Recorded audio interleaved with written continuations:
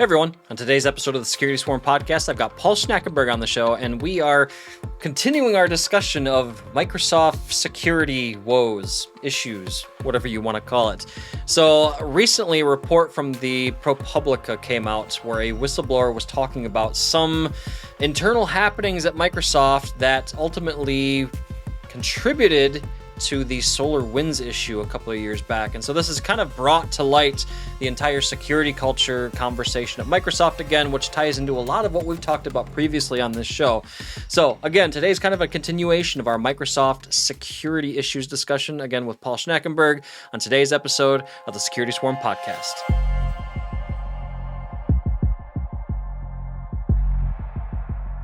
Well, everyone, welcome back for another episode of the Security Swarm podcast, the podcast that brings you the knowledge and insights straight from the security lab here at Hornet Security. As always, I'm your host, Andy Serwich, and I've got our regular recurring co-host, Paul Schnackenberg on. How's it going, Paul? I'm good, Andy. How are you? Doing good. Hey, I know it's been strange. I haven't had you on the show for, like 3 episodes now. That's a little out of the ordinary, right? But it's good to have you back, my friend. Right. Good. You have had some great people on, so I've enjoyed listening to the other episodes. We've been lucky. We had Roman Bassett on, we had Eric on we actually did our 50th episode recently. We mentioned you a couple of times, and that was a fun episode where we kind of looked back at everything we've covered over the last year. And what's interesting is we covered a lot of Microsoft security drama, I guess I would call it. And of course, that is the topic of today's episode, right? The saga continues is, I guess, how I would rate it. And it's an interesting one. I know we have a lot to cover. What do you think? Should we just dive right in? Yeah, let's hit it. I'll let you lay the groundwork for us. Sure thing. So what kind of prompted this episode is ProPublica, and I'll put a link to this in the show notes. ProPublica released a article about a whistleblower from, Microsoft, a guy by the name of Andrew Harris. Nice name, good first name there. Nice, strong first name. I might be biased. Anyway, but what this report basically lays out is it's kind of confirmation, insider confirmation. Well, I guess I should say alleged insider confirmation, because, again, this is a whistleblower.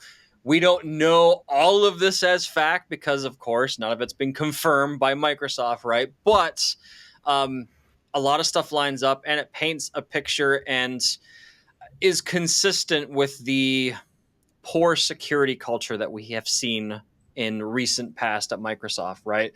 And so basically the crux of the article is this whistleblower basically said, hey, I had spotted a very serious security issue with SAML and ADFS, and brought it to the powers that be, and for the sake of winning government business, the issue was never brought up in terms of mitigations or fixes for the sake of earning business. Now that's kind of what the breakdown is at a really high level. And surprise, the attack that these vulnerabilities led to was the SolarWinds breach back in 2020, I think it was now, which was a big one, right? And I mean, that's the one where SolarWinds was breached, which then led to countless other breaches because it was a supply chain attack through SolarWinds systems at that point, right? So, I mean, this was this is looking like it was the initial attack vector for that entire sequence of events, right? Which is not a great look. So, I mean, broad strokes, that's kind of what we're talking about today. Is there anything I missed there, Paul, that you wanted to make sure we talked about? No, ProPublica have done interviews with other people at Microsoft confirming some of Andrew's stories, so it's not just him. Also, Microsoft has not responded directly with an interview to the ProPublica. Right. They obviously asked, but they did release a statement, and in that statement, they did not deny anything that was said. So I Right. don't know whether that means they're confirming it or just going, "No, we're not gonna comment." But they certainly didn't deny anything. And if there had been outright things that were completely untrue stated, if I was Microsoft, I probably would have said, "No, actually, we've checked, and that's not actually true." So You would think so, that's yeah. probably it smells a little bit like, yeah. Anyway, And so, um, so I wanted to talk briefly about SolarWinds because it's sort of the backdrop here, but it's right. actually sort of a separate story. So the SolarWinds attack was a huge supply chain attack, like in the biggest scale we've ever seen. I think initially, I think they were talking about like 18,000 organizations that were compromised. Now, of course, the Russians weren't after all those organizations; they were after specific ones. But having compromised the SolarWinds software with a malicious payload inserted into the actual legitimate build pipeline at SolarWinds, of course, gave them a beautiful in these organizations. And also the SolarWinds particular software, I've forgotten the name of the particular software at this point, but it is a network monitoring tool. So it sits like in a very, very nice place to be if you can get in your malicious payload into that Right. location. Right. So, but as you say, the parallel story here is that this is what led to that attack. And the story has not really had that slant. So back when I was covering and looking at this and writing articles about it, all that, it was very much as SolarWinds got breached. And then it's all the fallout from that. But this was sort of going on in parallel to that, and obviously is just as huge a story because everybody thought they were safe and they weren't. Right. Right. And I guess that's a nice segue into what the vulnerability that Andrew, the whistleblower here, kind of discovered. And really what it comes down to was a vulnerability in ADFS, and that's on-prem ADFS, mind you, and the single sign-on capability that allowed end users on premises to access both those local resources and cloud resources using single sign-on, right? And so the article doesn't break down down to the code level, like exactly what the vulnerability was, but basically, I think what's so interesting about this is years ago, and even still today, we've been hearing from Microsoft this, hey, the cloud is more secure. Use the cloud. Your data will be safe in the cloud, right? That's been the consistent overarching message, right? And if you read the article, it basically comes down to they have this term security boundaries. That's a term they use in relation to whether they're going to fix a security issue or not, right? And so in this particular case, the relevant teams over at Microsoft were arguing against resolving this particular vulnerability because the attacker would have to first gain foothold on an on-premise server somewhere, right? And they argued that on-premise server is the security boundary, therefore not our problem, right? Mhm. Is basically what it comes down to. And so I find it interesting, and I'm trying to think of how I want to say it. I think it's interesting that, and maybe interesting is the wrong word, but I think it's interesting that they have this message of, hey, trust the cloud, put all your stuff in the cloud, yet in this particular case, the customer that is utilizing cloud services is only as secure as their on-premises infrastructure because ADFS is the target. So it's like a Yeah. conflicting story there, right? Like you can't Yeah. have it Yeah. both ways.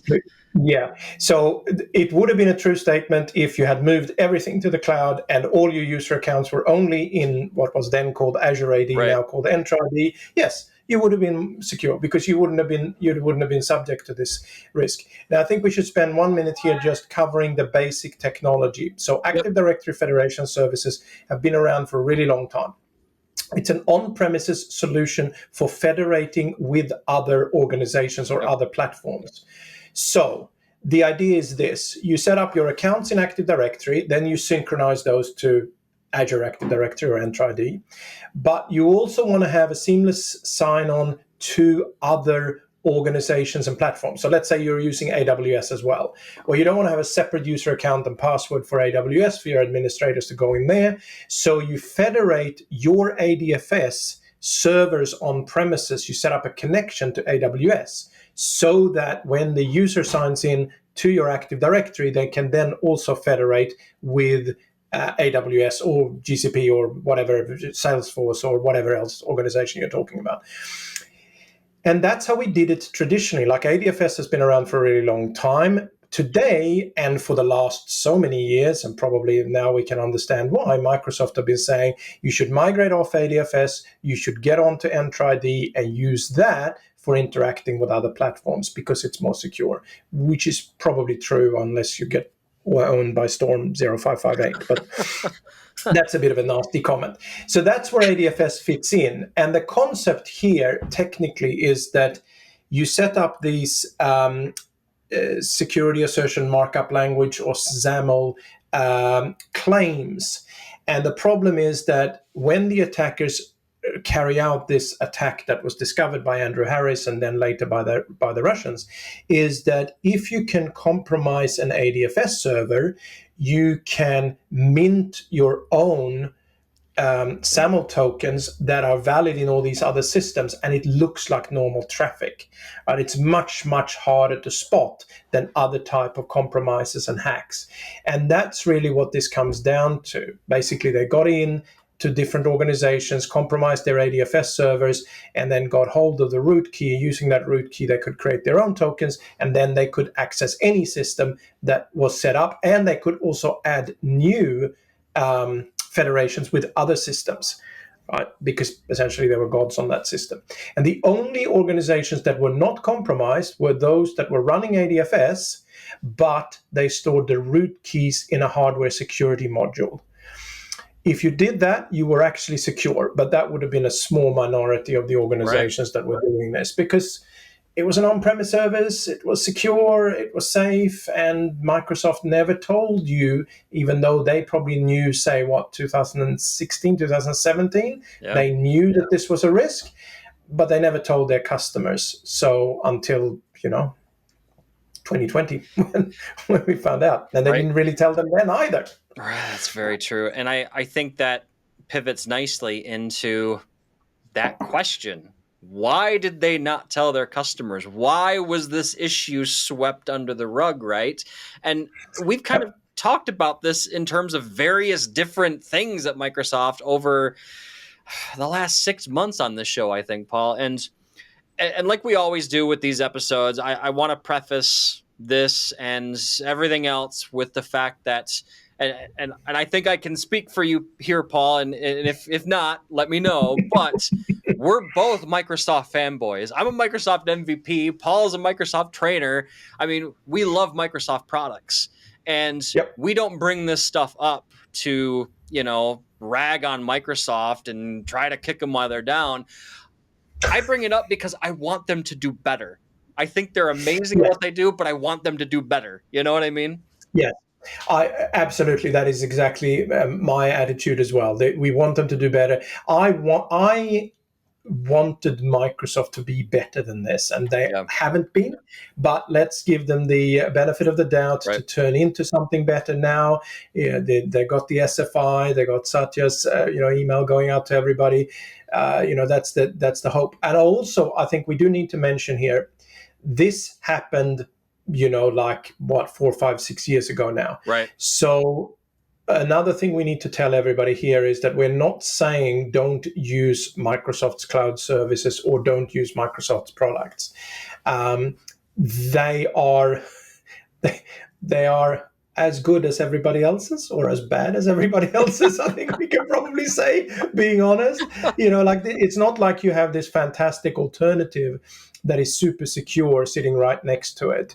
And just before we got recording, we talked a little bit about open source software, right? And everybody say, open source is much better because the code is open source and everybody can look at it. And for a few high profile projects, that have a lot of contributors and a lot of eyes on it, that might actually be true. There might actually be people who do poke at that code to the level where it's actually more secure. Right. But for 90 odd percent of all the open source packages out there, that is run by that guy you mentioned in the basement in Brazil, that half of the internet relies That's right. on. That one And there's library, one guy, one guy supports, right?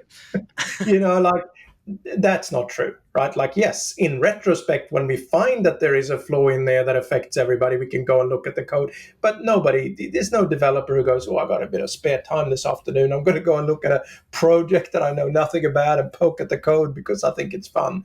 That doesn't really happen, at least not at scale. Right. And this kind of makes me think of, I've been in security for several years now. And one thing that I've learned is, and plus this includes a 23-year career in IT now, there is no perfect security system or oversight system. This is why we layer security, right? That's why we have, and the new fancy term for this is defense in depth. That's why we have defense in depth, aka multi-layered security, right? Anyway. Yeah. So I want to come back to the question we were talking about, right? And that is, why was this issue kind of ignored? And I think one thing that the ProPublica article really kind of shines a light on, and it's something that you and I have talked about on the show before, Paul, is that security is seen as a cost center, while new features and products is seen as a profit center. And there is nowhere where this is more prevalent, I think, than Azure. And the Azure is actually called out in the article as, quote, the Wild West in terms of this issue, right? And so, again, going back 5, 6, 7 years, the article talks about how Microsoft was really kind of in this catch-up mode with AWS at the time, right? And so really quickly, you can see, like, okay, why there might be not as much of a focus on security as there is on products and features, because one, they don't want to get left in the dust in terms of, the market, right? Like they did with mobile. They don't want to miss that bus, right? But you can see how this creates a bad situation, right?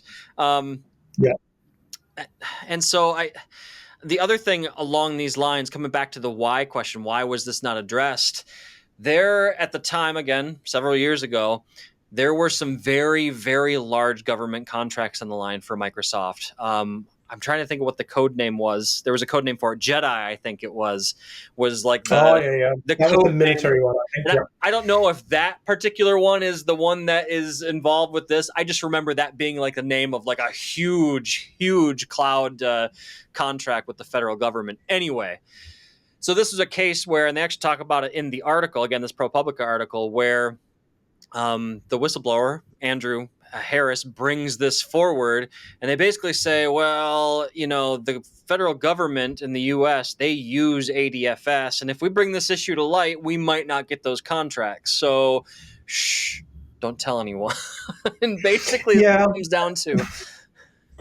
Yeah, that's really what it comes down to. And I think the reality here is that this is capitalism at work, right? Like nobody is going to get a promotion at Microsoft for fixing security bugs, just like they say in the article. They're going to get promoted for coming out with new features, particularly when you're in a catch-up mode, particularly when AWS looks like a much better option because they're more mature and you're trying to get those big government contracts, remembering that you had those big government contracts for many, many years because Microsoft was in every government data center and in every other on-premises corporate data center on the planet for a few decades before that.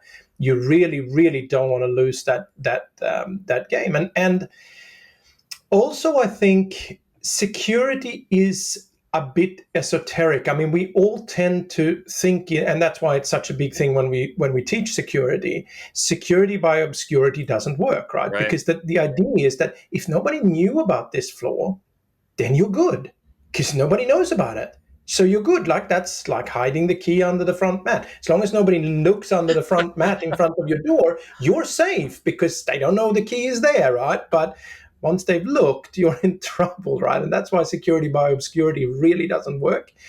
And it is sort of a natural instinct, but I think in this case, was a big mistake. And Andrew brought this, he went up the hierarchy to Mark Morozinski and Alex Simons. Both of those are sort of famous identity people inside of Microsoft. They give Ignite and build presentations and all sorts, right? And that they are obviously strong technically in their field, plus they're, high up in Microsoft.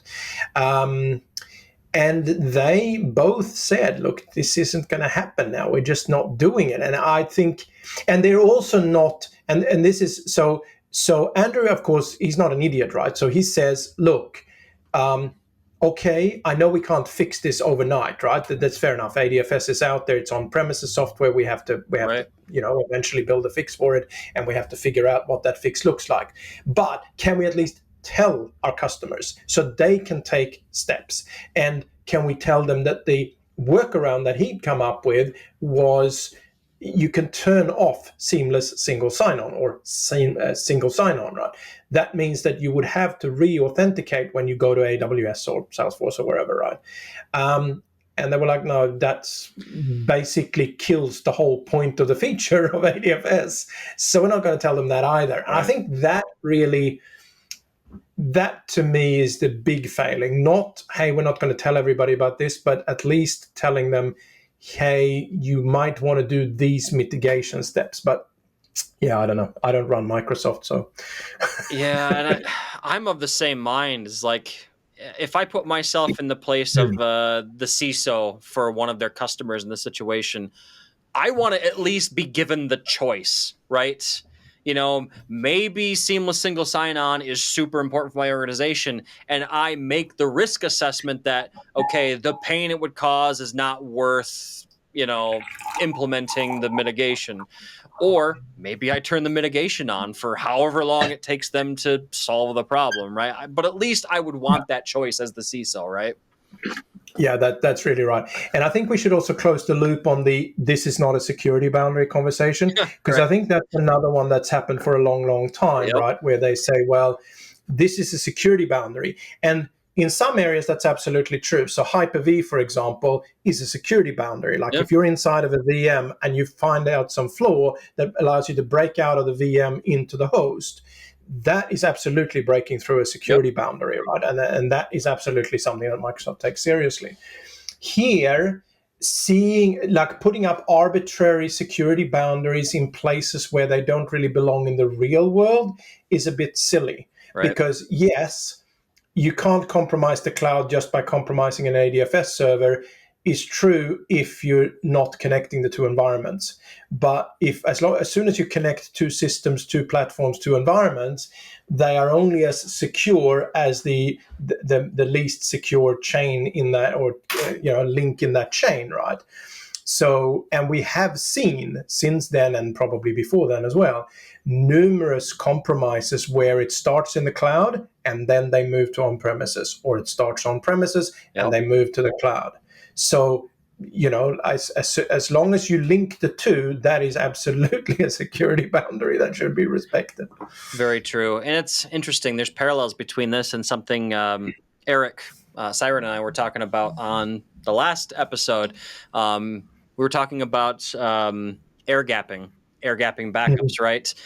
It's not really an air gap if you poke holes in the air gap, right? Same situation here. If two systems are, intrinsically linked, I mean, it's a potential vulnerability one way or the other, right? So exactly, definitely. So, a couple other things to mention here before we wrap up this episode. I think one other thing that was really interesting that was mentioned in the article, they mentioned the MSRC, right? The Microsoft Security and Response Center in the article. And this stuck out to me because, all the security blogs, I shouldn't say all, most of the security blogs, I think, and a lot of the security and vulnerability information come out of the MSRC at Microsoft. They do great work, produce great content.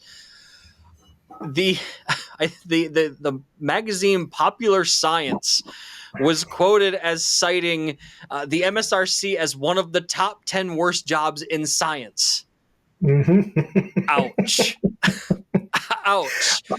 It was up there with elephant vasectomist and there was somebody who was studying feces. I've forgotten which one that was, but yeah, those, like. Oh, just Well, I mean, you can imagine, right? Like your job in that place, basically. I mean, I think it's changed a little bit now, right. but back then, you're chronically understaffed. You've got too much on your plate, and you can imagine you get 100 reports a month, right, or 1,000 reports a month, and one of those could seriously compromise your entire organization in some horrible way, like a golden XAML attack against ADFS. Right. And others are a minor problem, but it's not obvious. Like you can't just go to the code and say, which out of these are going to be the one that sinks us, and which is going to be a whisper in the wind that we don't really care, right? Like that is really, really, really, really hard. Yeah. And I can imagine, and they're not going to get the promotion, you know what I mean? Because they're not coming up with new features.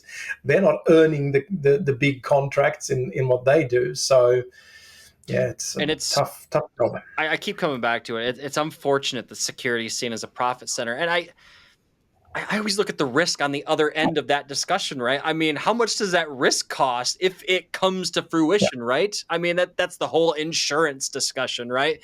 And I know fear is not an effective tool at convincing something that something needs to be done, but we've seen in recent history what these sweeping supply chain attacks can do, right? And I want to bring it kind of forward now to, recent history, like the last couple of weeks here. Mm-hmm.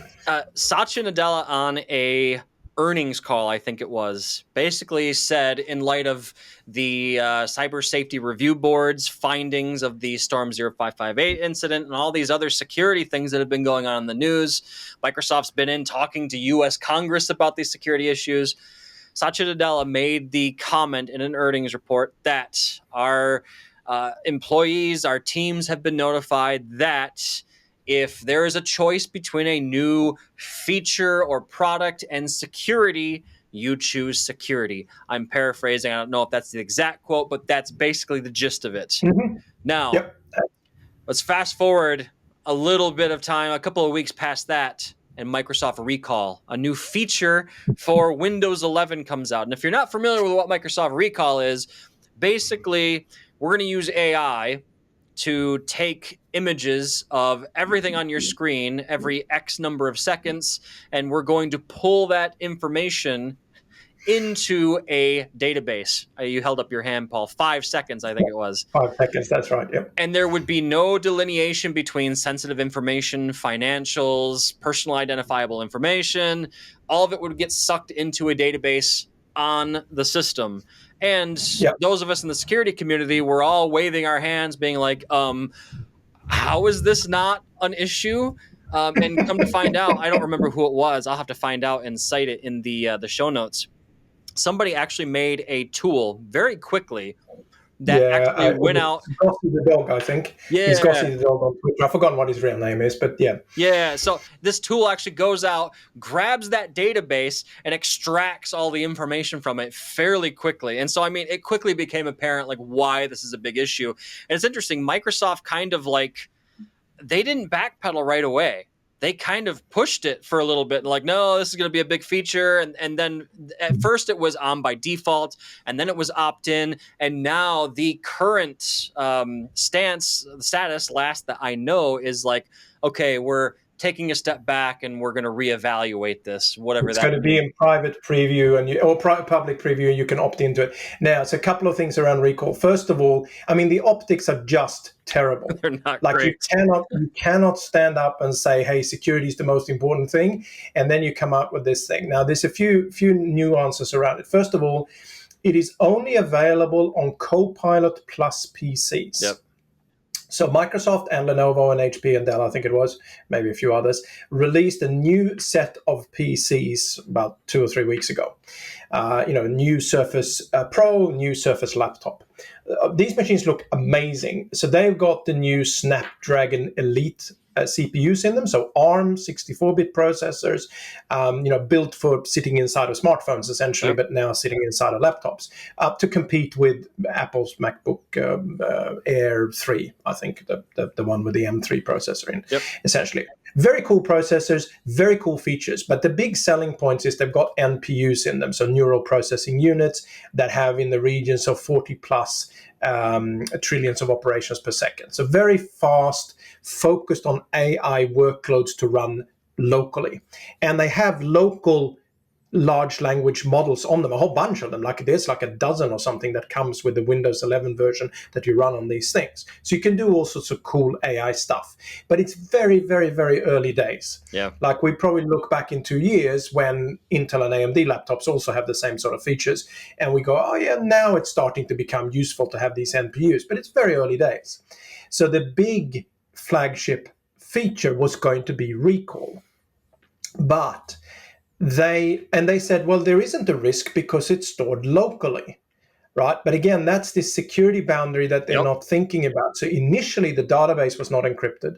You didn't need to do an extra MFA to access your recall, because the point of recall is, hey, I was watching that PDF or PowerPoint or read that Word file 3 weeks ago. Oh, and it had a graph with an orange, bar chart in it. And you could type that into Copilot and it goes and finds the file for you, right? That's the point. But that's also true for spyware, right? So if you're a controlling husband and you want to see what your spouse is doing when you're not at home, you can put software on her computer or her phone and catch the same screenshots every 5 seconds, give you a way to go back and search for things if you want to be that sort of horrible person, right? And having that pre-installed as a feature in the operating system without sort of thinking it through, really, I mean, the optics are just terrible. And it's like I'm going to quote the great and amazing Ian Malcolm. They were so preoccupied with whether they could, they didn't stop to think if they should. Yes. So I can hear the Jurassic Park theme playing in the background in my mind. Absolutely, yeah. I think that's it. So anyway, so I suppose just on a personal note here, I was just going to look, because it's always interesting when you read different people. So Paul Thurrott, for instance, I read a lot of his stuff. He didn't see this as a big feature, and he talked to some of his mates, and it didn't seem like a big problem, right? And he sort of felt that the security people who made a big hoo-ha around recall were alarmist. But then when you listen to the security people, whether we're talking about the Andrew Harris whistleblower or recall, they're like, oh yeah, that's Microsoft. Like they don't expect any better from Microsoft, you know what I mean? Whereas I was sort of hoping that they would start really thinking this through. Although I would say, fair enough, though, it's a very big organization. And shifting, 100 and whatever it is, 20,000 people now to all point in the same direction is probably not an easy task. So, I'd like to not have to do these podcasts with you. I'd like to talk about other cool stuff. Right. And let's not have to talk about another big failure at Microsoft when it comes to security in the future. That's my hope. I'm raising a cup of tea to Microsoft. Let's do better, please, Microsoft. We do still have to talk about confidential compute. You and I have talked about that in the show briefly, but we need to talk about it as an episode yet. So we're going to put that one on the calendar. Oh, and I do want to mention, just to wrap up, we'll also have a link down below to a keynote from a hacker conference in Rome back in 2023 towards the end, where Kim Zetter talks about the whole SolarWinds attack. And she's got a great timeline and all the details. That was a great presentation. It's sort of adjacent. I contacted her. It's sort of adjacent to this whole, Andrew Harris, Golden Samuel attack. So it's sort of, but it's not sort of the same story, but they sort of happen in parallel. Right. They are linked.